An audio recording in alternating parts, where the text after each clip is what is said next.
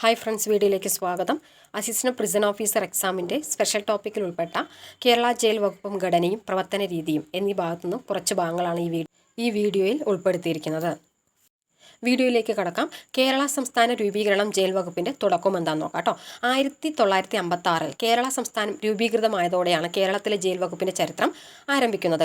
ട്രാവൻകൂർ, കൊച്ചിൻ സംസ്ഥാനം, ബ്രിട്ടീഷ് മലബാർ സംസ്ഥാനം എന്നിവിടങ്ങളിലെ ജയിലുകൾ സംയോജിപ്പിച്ചാണ് കേരളത്തിലെ ജയിൽ വകുപ്പും രൂപം നൽകിയത്. അപ്പോൾ ഏതൊക്കെയാണ്? ട്രാവൻകൂർ, കൊച്ചിൻ സംസ്ഥാനം, ബ്രിട്ടീഷ് മലബാർ സംസ്ഥാനം എന്നിവിടങ്ങളിലെ ജയിലുകൾ സംയോജിപ്പിച്ചാണ് കേരളത്തിൽ ജയിൽ വകുപ്പ് രൂപം നൽകിയത്. 1861 നായർ ബ്രിഗേഡിൻ്റെ പഴയ ബരാക്കുകളിൽ സ്ഥാപിക്കപ്പെട്ട പ്രിൻസിപ്പൽ ജയിൽ 1873 സെൻട്രൽ ജയിലായി ഉയർത്തപ്പെട്ടു. 1886 ജയിൽ പൂജപ്പുരയിലെ ഇന്നത്തെ സ്ഥലത്തേക്ക് മാറ്റി സ്ഥാപിച്ചു. അപ്പോൾ ഈ ജയിൽ 1886 പൂജപ്പുരയിലെ ഇന്നത്തെ സ്ഥലത്തേക്ക് മാറ്റി സ്ഥാപിക്കുകയാണ് ചെയ്തത്. 1886 ദിവാൻ സർ ടി രാമറാവു ഈ ജയിൽ വ്യാവസായിക സംരംഭങ്ങൾ ആരംഭിക്കുകയും തടവുകാരുടെ അവസ്ഥ മെച്ചപ്പെടുത്തുന്നതിനുള്ള നടപടികൾ കൈക്കൊള്ളുകയും ചെയ്തു. 1862-63 ആ കാലഘട്ടത്തിൽ ദിവാൻ സർ ടി മാധവറാവുവിൻ്റെ കാലത്താണ് തിരുവിതാംകൂർ സംസ്ഥാനത്തെ ജയിലുകളുടെ ആദ്യ ഭരണ റിപ്പോർട്ട് പ്രസിദ്ധീകരിക്കുന്നത്. റിപ്പോർട്ട് പ്രകാരം തിരുവനന്തപുരത്ത് ഒരു പ്രിൻസിപ്പൽ ജയിലും കൊല്ലം, ആലപ്പുഴ എന്നിവിടങ്ങളിൽ ഡിവിഷൻ ജയിലുകളും ജില്ലാ കോടതികളോടനുബന്ധിച്ച് സബ് ജയിലുകളും ഉണ്ടായിരുന്നു. കൊച്ചി മേഖലയിലെ ജയിലുകൾ എന്താണെന്ന് നോക്കാം കേട്ടോ.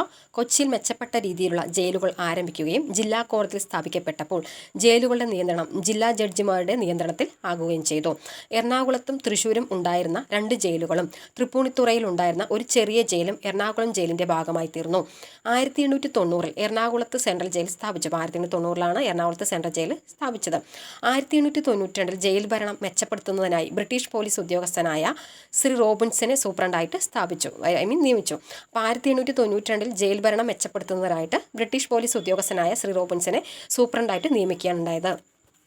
1914 ജയിൽ വിയൂരിലേക്ക് മാറ്റി സ്ഥാപിച്ചു. സെൻട്രൽ ജയിലിന് പുറമെ വിചാരണ തടവുകാരെയും 1 മാസത്തിൽ കുറഞ്ഞ ശിക്ഷയുള്ള തടവുകാരെയും പാർപ്പിക്കുന്നതിനായി 7 സബ് ജയിലുകൾ കൊച്ചിയിൽ ഉണ്ടായിരുന്നു. എല്ലാ തടവുകാരെയും തടവ് കാലയളവിൽ ചങ്ങലയിൽ പൂട്ടിയിട്ടിരിക്കുകയായിരുന്നു. അവർക്ക് പ്രതിഫലം ലഭിക്കുന്ന തൊഴിലുകൾ ലഭ്യമായിരുന്നില്ല.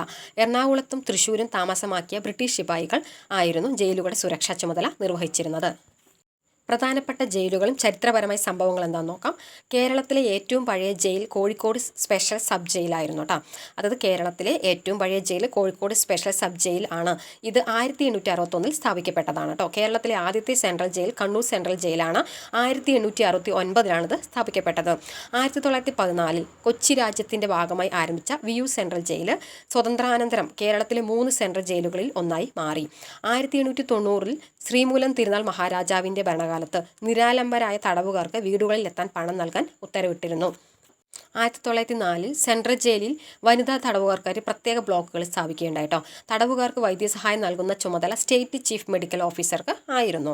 തിരുവിതാംകൂർ, കൊച്ചി മേഖലകളിൽ ശിക്ഷാ തടവുകാരെ ജയിലുകൾക്ക് പുറത്ത് കൊണ്ടുപോയി പൊതുനിരത്തുകളും അതുപോലെ തന്നെ പൊതുസ്ഥാപനങ്ങളും കൊട്ടാരങ്ങളും വൃത്തിയാക്കുന്നതിനും അടിച്ചുവാരുന്നതിനും റോഡുകൾ നിർമ്മിക്കുന്നതിനും ഉപയോഗിച്ചിരുന്നു.